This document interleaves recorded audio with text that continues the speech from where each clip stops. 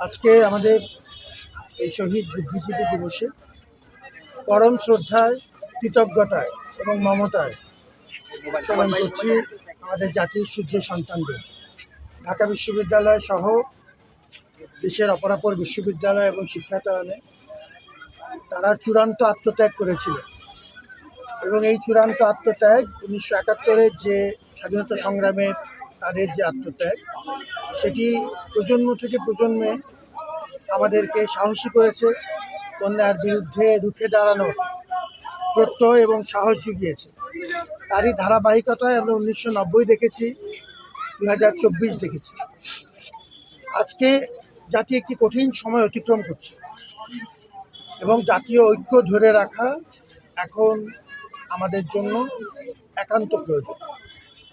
আমাদের জাতীয় পরিচায়ক এই বড় বড় ঘটনাগুলো শুরু হবে 1952 থেকে, 1968, 1969, আমাদের মহান স্বাধীনতা যুদ্ধ, 1971, 1990, 2024।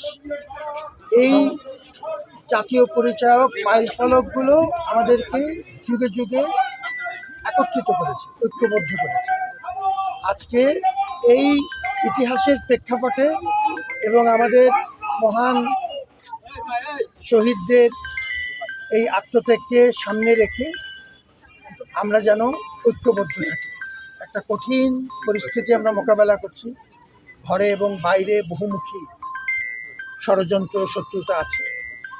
আমরা একত্রিত থাকাটা এখন আমাদের অস্তিত্বের স্বার্থে প্রয়োজন এবং আমাদের এই দিবসগুলো, এই ঘটনাগুলো, ইতিহাসের এই ঐতিহ্য আমাদেরকে সেই একত্রিত করবার পথে আলোক বক্তৃতা হিসেবে কাজ করুক, সেটাই আমাদের সবার কামনা।